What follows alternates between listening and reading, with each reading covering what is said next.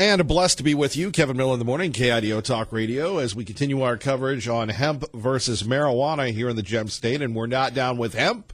We're not down with marijuana. We want the state to stay drug-free. Joining us now from the Law Enforcement Legal Defense Fund is a young man who's going to tell us, the other side of the story, Jason Johnson. Mr. Johnson, Kevin, thank you for joining us.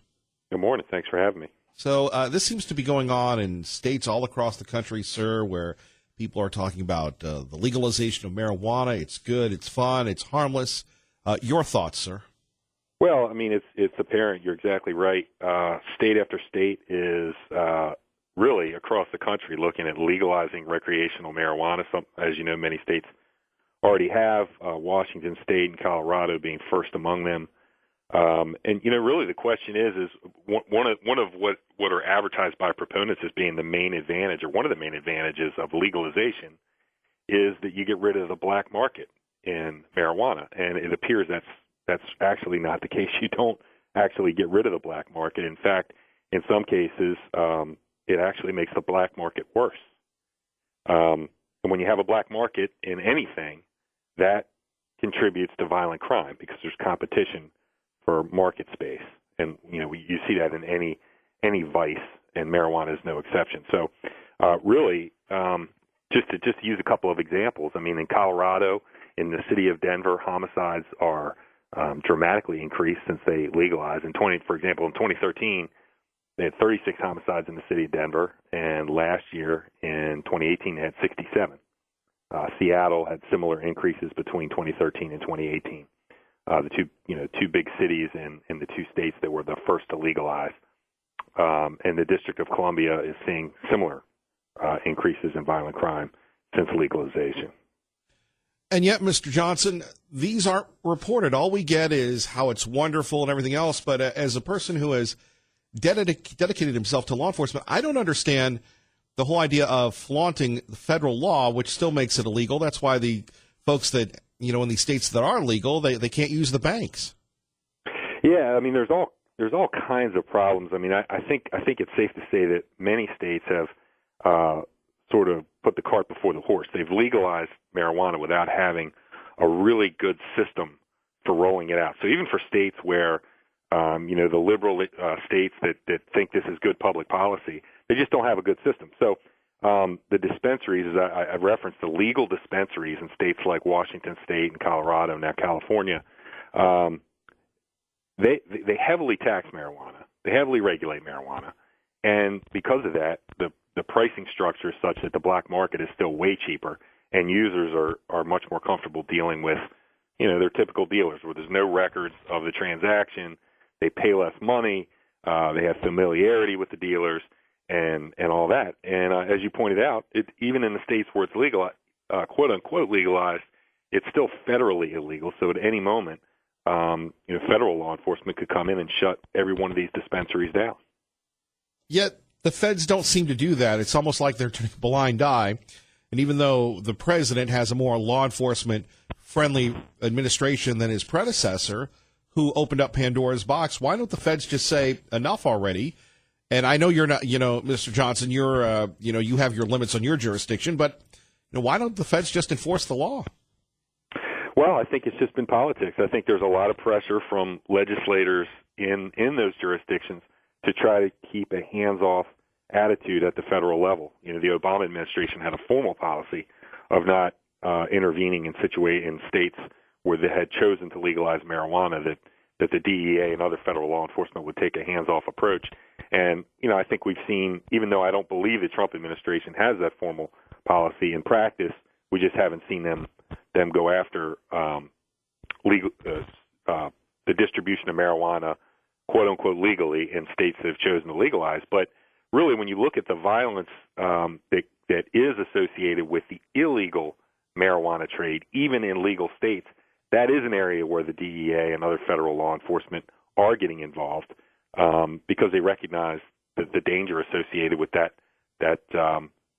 illegal distribution in legal states, the black market. It is crazy. What do you say to people that, I don't want to say ignorantly, because we are in the west of the Great River, so we're a little bit more polite, if you will, sir, but who mistakenly believe that if pot's legalized, taxes are going to go down. We can use it to fund law enforcement.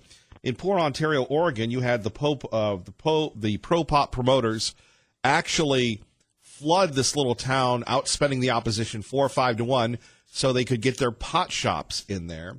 And now everybody says that's going to fund law enforcement. That's going to fund the fire department. Well, there's no question that the advocates for legalization are well-funded and very, very, very active. What I would say is that the black market doesn't disappear when you legalize marijuana, and that's not even really disputed because the states that were first to legalize still have very, very significant black market distribution of marijuana. So if that's any state that's considering it needs to recognize that the money that you may, the increased tax revenue that you may realize by legalizing marijuana, you're probably going to increase the need for the public services that those taxes are funded. So the idea of it going to education or some other positive thing, I think you can place that on the sidelines because what we've seen in these other jurisdictions, the initial jurisdictions to legalize, is that crime has increased, and I can't prove a connection, but the connection that just in the statistics is compelling. Mr. Johnson, let's talk a little bit about hemp. Your thoughts on hemp? We just had a big hemp bust here. The feds have legalized it, but Idaho, it's kind of like the role reversal now. Idaho has not legalized hemp, although it is legal in Colorado and other states. And we had a bust of 6,700 pounds of either marijuana or hemp. We don't know what it was. But is hemp the gateway to legalization of marijuana? I think it could be the camel's nose under the tent, so to speak. I mean, other states, the segue in has been decriminalization, a so-called decriminalization of small amounts of marijuana, or a distribution network for medical marijuana. And certainly legalizing hemp, I think, is seen by the pro-marijuana advocates as a way of sort of segue into legalizing recreational marijuana. It's very easy to lull elected officials and the public into public policy choices by incremental change. And I think a move to legalize hemp is probably an attempt to do just that. Besides law enforcement and some other folks, who's on the side of the angels here? Not a lot. I think there are some health. I mean, I see regular articles from health professionals that are calling for some circumspection here, and that's really I think everyone needs to slow down and take a look at the impact. We do have states that were on the leading edge, so to speak, here, and there's plenty of data out there to look at, both on health outcomes, impact on crime, impact on use of other drugs, and there's plenty to look at. And I think states they're in a rush. Elected officials are in many cases are giving in to the advocates that are very, very active, very well funded, and without taking a moment to look around and see what's happening and get a true sense of what the impact could be. Jason Johnson joining us, the president of the Law Enforcement Legal Defense Fund. We are blessed because we have a lot of folks in law enforcement that listen to us here on KIDO Talk Radio, Kevin Miller in the morning. We love law enforcement. You know, it was a tough time under Obama where law enforcement seemed to be second-guessed all the time, and it was almost like the police were the suspects. What's really the status of law enforcement? What would you like to say to people listening right now that are law enforcement officers or their families? Well, I think that although you've seen a change, a very sharp change in the tone coming from the White House with respect to law enforcement, you still see local jurisdictions having incredible struggles with over-criticism of law enforcement, over-scrutiny. You have elected prosecutors who are targeting law enforcement in many cases. There are just a couple of cases, just very recent, one in Boulder County, Colorado, one in Nashville, Tennessee, where police officers seem to be targeted by locally elected prosecutors who are just looking to assuage a large part of their base who have a very negative perception of policing. The other thing is the rush. There's just a rush to judgment. Every day on social media or on the internet, you can see videos or photographs that are taken out of context And it seems like in society now, everyone rushes to judge what they've seen without having any sense of context.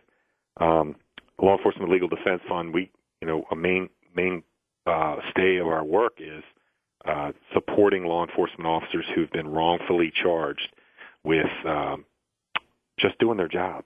And we'd like to see more attention be paid to these local, seemingly isolated cases where local prosecutors are going after cops, but unfortunately, they're continuing to go on even now. Well, and here's the other issue when you have the press seemingly playing the gotcha game. And one thing that I know that we do not give law enforcement officers enough credit for is a word called restraint, Mr. Johnson. And you have people that come up trying to make themselves famous, and whether it's this certainly misguided young man in Chicago from Empire, or what we're talking about when people come up and trying to antagonize police officers, the restraint. We don't give law enforcement officers enough restraint. It's only human to get aggravated. It's only human to respond, and yet law enforcement is held to an extremely higher standard, and you're one YouTube video away from being off the force. Oh, you're exactly right, Kevin. I mean, being a law enforcement officer has never been a more challenging job because they're always or at least should assume they're always being recorded, and they do have, there is a culture of challenging law enforcement, whether it's on a traffic stop or in any other setting. Folks want to be the next YouTube sensation, so they record every interaction with law enforcement, and they often act in a way to try to provoke something that will be salacious, that they can, be a YouTube sensation. So it's never been a more challenging environment, and we just try to work to support the work of our law enforcement officers, and in particular, those officers who have been singled out because of their profession. And, we try to spread the good word on the work that are the courageous work and the work that they do every day. Mr. Johnson, finally, back to the legalization argument. We're pretty much the lonely voice in the woods here in Idaho, but we support our governor. We support the legislature, but you have the pro-pot forces led by the newspaper and others saying it's only a matter of time. Do you believe that? Well, I don't know the politics of Idaho. I suspect that Idaho is a good likelihood it will be one of the few holdouts. I'm here on the East Coast, and there probably will not be any holdouts in 5 years. I think probably each state along the East Coast will have legalized recreational marijuana. And really, all I'm calling for again is just some circumspection here. Let's look at what the impact has been in states that have legalized recreational marijuana. I hope that states like Idaho will do that. But I don't. I honestly, you can look at the wave across the country, and most middle of the road to left-leaning states either already have or will legalize recreational marijuana. And if people want more information on the Law Enforcement Legal Defense Fund, sir?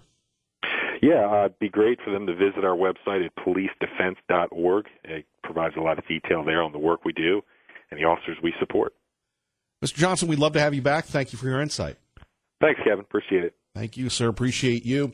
All right, here we go. So back to this point, and this has been happening. Apparently, the states that have legalized marijuana have decided to gouge the pot producers, have decided to gouge the pro-pot propagandist Politburo.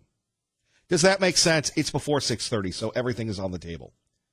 At 580-5436, 580-KIDO, the black market for weed has gone up. Crime has gone up. So, and I love Eric from CUNA and others, and I love having this town hall meeting every morning. But folks, if you have kids and you have grandkids, do you want them around people smoking marijuana? Kevin, it's harmless. Kevin, it's no big deal. The statistics do not lie in Colorado. Parks have been turned into stinky parks.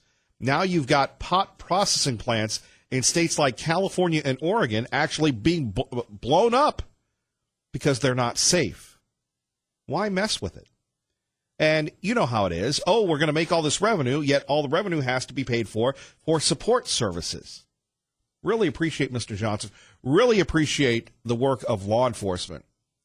And a story that we haven't really covered, but a story that I think needs to be talked about. It was at the top of the hour news on Fox News, where they were discussing this idea. Jussie Smollett from the show Empire. I've never seen the show Empire. I don't really think it's inclusionary. Maybe it is. Maybe I don't get it. Maybe it's me. So I'll give you that disclaimer. So Empire, this story about the record industry, and you have folks in there that are very successful. Apparently, this young man was about ready to be fired, written off the show. So now we know, it's confirmed, a grand jury has confirmed that he made up a story of people dressed up in MAGA hats coming up and beating him up, putting a noose on him, pouring bleach on him. Jussie is black and gay, and really firing up the racial stereotypes. It all happened to be not true. Coming up next, what does this have to do with the Covington, Kentucky kids? And what does this have to do with what's seriously going on in America? Heady topics. We're going to do our very best to keep you safe this morning. A little wet roads. We'll have traffic and weather coming up. You're listening to Kevin Miller on KIDO Talk Radio, 107.5 FM, 580 AM. Appreciate Sean Hannity. Don't forget Lars Larson right after Sean Hannity. As we first reported yesterday, right here on KIDO Talk Radio, 107.5 FM, 580 AM. If you don't know why I'm saying it that way, we had a brief on-the-air review from our friend Jeff the Suit yesterday, and he said that's how we should say the station. I know many of you say Kevin Miller. I'm tired of you saying the station over and over and over, and it's very annoying. I'm sorry for that. I'm just a victim here, and I choose to be a victim with you. Here's a big story coming out. Justice Department preparing for the Mueller report. For me, it's pronunciated Mueller, but the Mueller report as early as next week. Boy, all the libs are going to be crazy on that one. The Mueller report coming out, the Mueller report, what's it going to be? Also, apparently, our friends with the Idaho Second Amendment Alliance, they are planning a rally to protest Marsy's Law. We got into that a little yesterday. And remember, if you miss any of our stories, you can go to KIDOTalkRadio.com. And there's actually a story on there right now that says a popular fast food brand of French fries can actually cure baldness. Is it clickbait? I don't know, but I'd like to eat a bunch of fries to make sure the old receding hairline doesn't continue to recede. You can check out that story and a few others. Another disturbing one about diet soda. Those stories and more on KIDO Talk Radio. Our time is 6:27.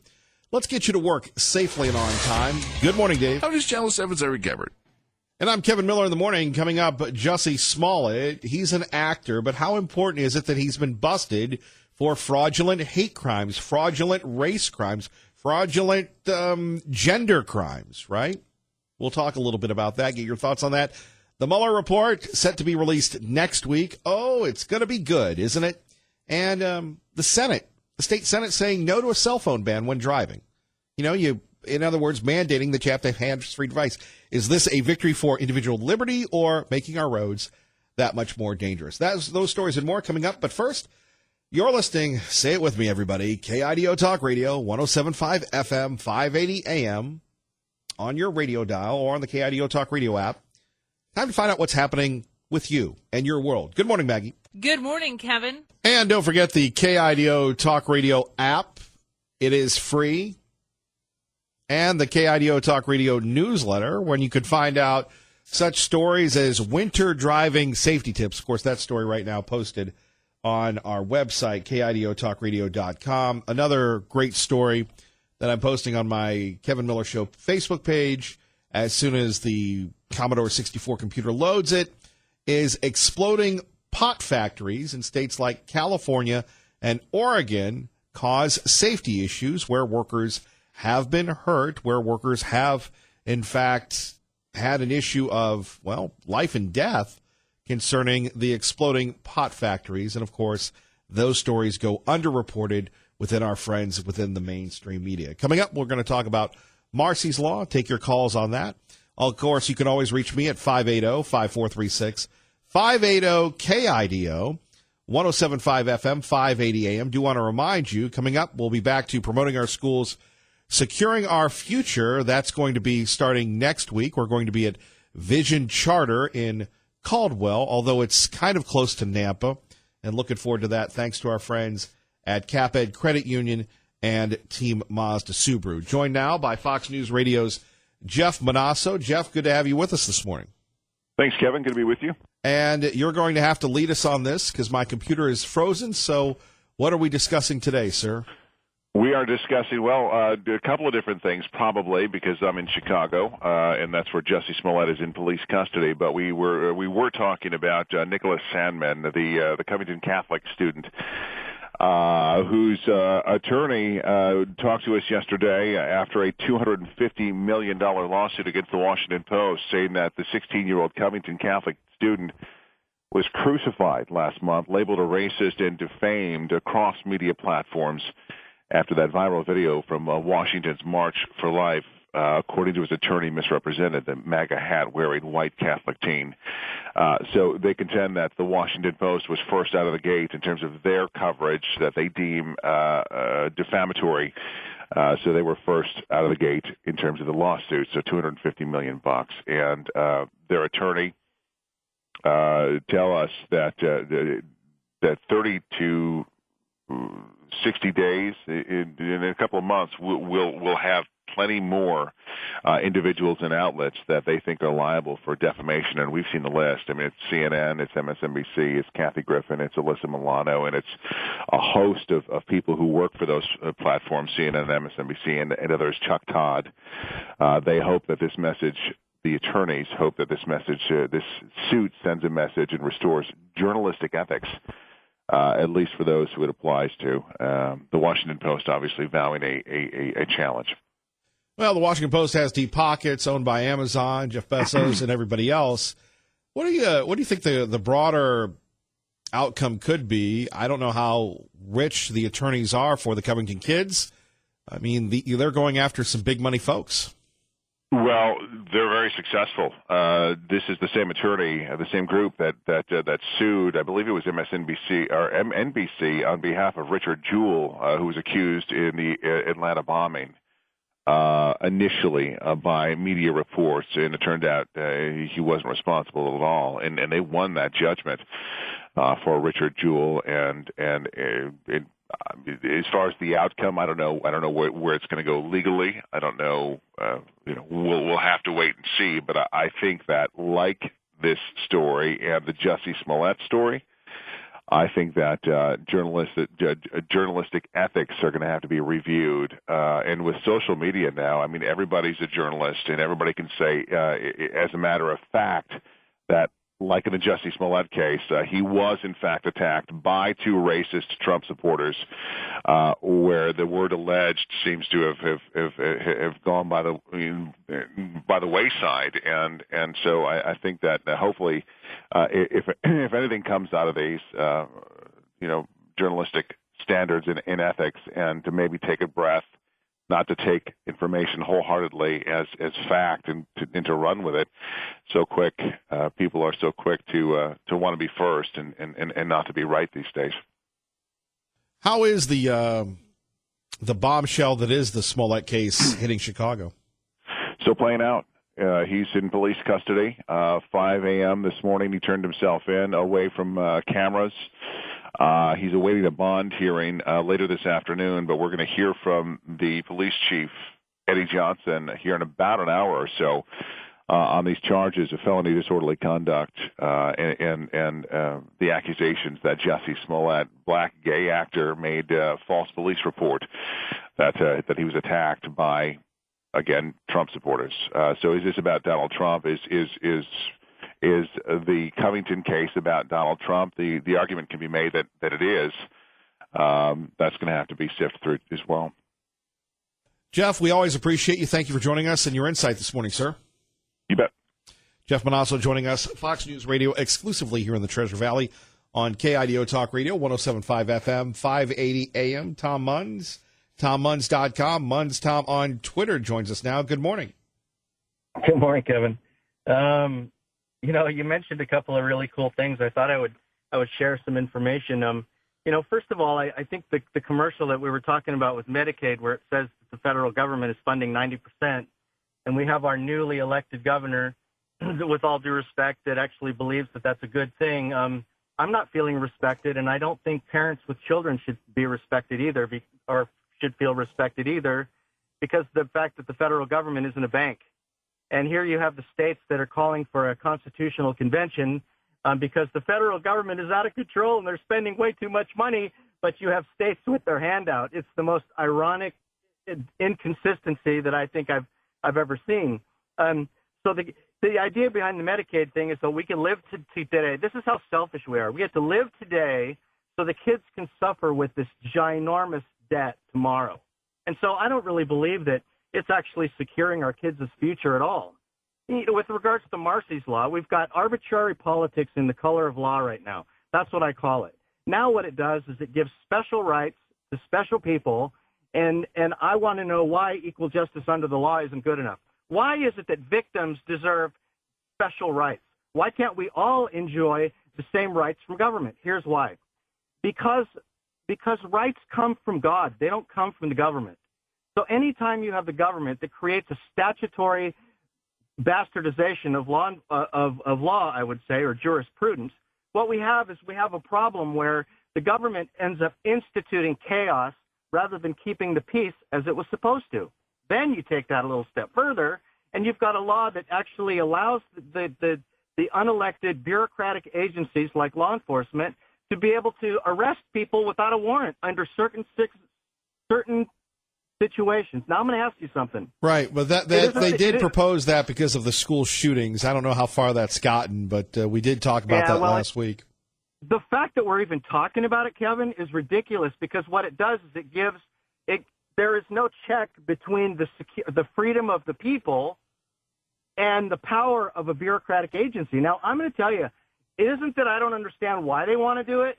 I'm just saying that it's a question of principle, it's a question of law, and it's a question of overreach. Then you take it one step further, and you've got Oregon with its designated home care health visits, and we can bring that home to Idaho because other states like to adopt stuff. Right, but you're talking about the red flag laws that the current attorney general, who is just confirmed, is in favor of. Because, Tom, it's all in the issue of safety. Now, Tom, don't take this. Tom, okay? Let me jump in for a second, please. Now, Tom, don't take offense at this, but some people could hear you on the radio and say, or Kevin Miller for that matter, and say, something's not right with Tom Munns and Kevin Miller. We need to have somebody go over to their homes and get their guns. That's what red flag laws are, and it's unfortunate that the Idaho legislature is not standing up for the gun owners, the gun rights folks, and this is one of the dangers that you're discussing. Well, the sad part, Kevin, is that, and it goes back to what I said a minute ago, if the government thinks it's going to continually encroach on the rights of people, then the people are the only line of defense they have left. And so if people want to look at me or you, for example, like you said, as crazy, why don't they look at themselves and find out what this country was founded on, what the government was instituted to do, and what overreach of power is, and when the people actually get to be able to enjoy their freedom without asking the government for permission to enjoy it. And this is the kind of thing that's insane. This healthcare visit thing in Oregon is actually allegedly supported by First Lady Kempthorne through one of her nonprofit programs. I mean, if people think that things are just going to stay in another state, what would it be like if you had a newborn baby and the government made 44 visits to your home the first year and decided to tell you that they were going to invade your home for the first 12 years?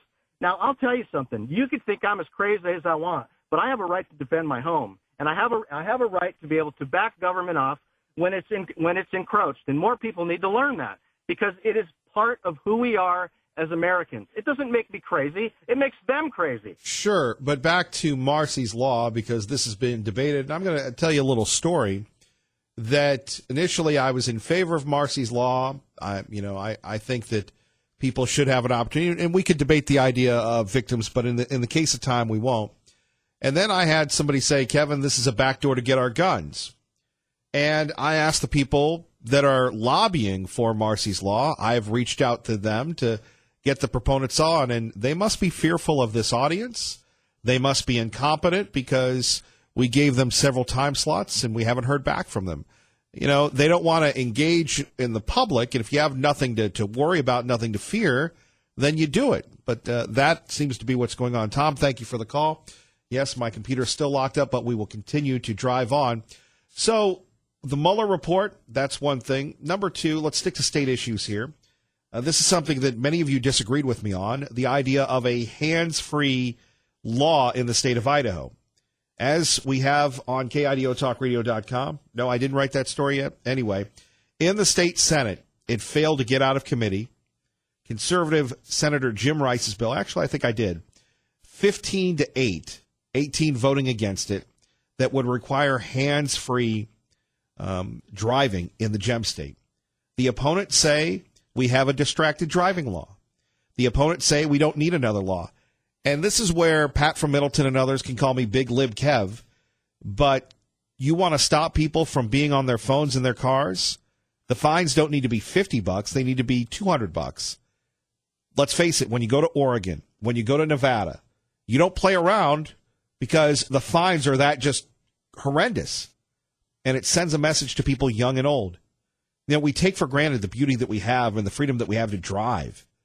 Okay, I'm not saying that I'm without sin when you're looking at your phone and going back and forth, because we live in an ADD world. We can't sit there and focus on one thing. Hey, I'm at a red light. Oh, it's boring. Oh, I'm going crazy. Oh, I'm not listening to KIDO Talk Radio, so I'm listening to something else that's insignificant. It doesn't hold my attention, so I start tapping the phone.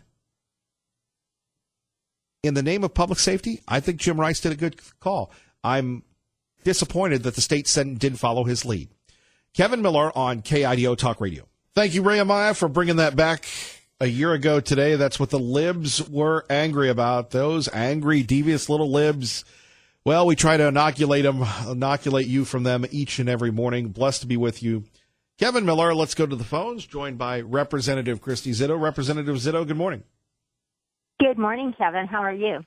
Me, living the dream. And you? The same. It's just a beautiful world for the most part. Okay. We have to stay positive, Kevin. Sure. Can't let us get it down. What can we do for you?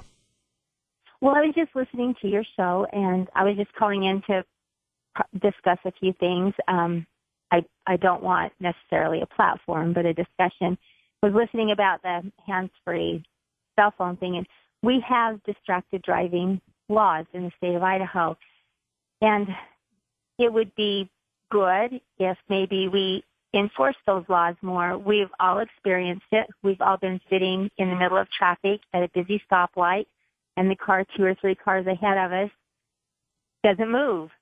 And if you happen to have driven up beside that car, which some of us have done in another turning lane before, there's a person sitting there on their phone. And we do have distracted driving laws. And maybe instead of making more and more and more laws, maybe we should focus on enforcing what we have rather than thinking that we need to add to for every little thing that comes along. Distracted driving is dangerous, and that's why there is currently a law that covers that. Doesn't seem to be very effective. I think it's an enforcement issue, and I'm not taking issue with our law enforcement people. I have so much respect and honor for those who decide to go into that field, and those who put it on the line every day to protect our families and protect our way of life. But where the law is already there, rather than to add another one to it, it would, in my mind, be prudent to enforce what we have. And I'm not saying that I wouldn't have been in favor of the other one. I'm not saying that at all. I'm just saying now that we're in this situation, we have that law already. Let's enforce it. Agreed. It still doesn't seem to be much of a deterrent. And if you go to Oregon or one of these other police states, you get caught talking on your phone, that's a $250 fine. They seem to. Maybe you just struck on a point there, Kevin, when you called it a police state. Maybe we need to be really careful not to cross that line. Well, we can legislate anything. We can legislate probably anything you want. A law can be written for. But do we really want to go down that road? Do we want to become a police state? Do we want to become an Oregon? Do we want to become a Washington state or a California, where in the name of safety, in the name of justice, in the name of equality, you have no rights anymore? Well, I because think that's a big stretch, just though. thing to do. I think that's a big stretch, though, for a hands-free phone. And I applaud Senator Rice for doing this. I think this is where friends can agree to disagree. I think that the consequences weren't enough. And we have people that are, we talk about it at the lights, but the scary part on these 2-lane highways where you have people, young people and older people, texting while driving. There's no excuse for that. It's scary, and it endangers their lives and all of ours. No, there is no excuse for it. There absolutely is no excuse for it. And that's why, so now that we're in the position we are, maybe the thing that we should do is look at increasing the fines for distracted driving. Because what I'm saying, Kevin, is we already have that law, so let's give it more teeth. Let's make it something enforceable. Let's maybe increase the fine so that law enforcement has a good tool to work with. Well, that's why you're the legislator and I'm the commentator. No. We're all in it together, Kevin. Everybody's ideas and thoughts are important. Now, before I let you go, what a republic is. I've got to ask you, what's your take on Marsy's Law? It's backdoor gun confiscation. My greatest fear about Marsy's Law, in addition to that, is that it will take away from what we can provide for victims now. I'm afraid that it will shift the focus from caring from the victim, from seeking justice, to putting the victim in a position where the victim's rights are more important. We could open ourselves up to lawsuits. Our county governments and our local governments could be opened up for lawsuits. And that I get from a representative of Marsy's Law, who I spoke with last year just before the vote on the floor. It's just not good. We have victims' rights in our Constitution now. If this were statute, if we were going to put it into statute, that's one thing. Because just like justice reinvestment, if we make a mistake and it's in statute, we can go back and fix it. Once it's in the Constitution, it's really tough to get it out of there. Sure. So there's a big difference there. And so I'm concerned for what it will do to our system, for how it will slow it down, how it could bog it down. And we'll have to see how gun control. Right, we'll have to see how it plays out. Representative Zito, I got to run, but thank you. Thank you, Kevin. Have a good day. You too. KIDO Talk Radio, traffic and weather together. Good morning, Dave.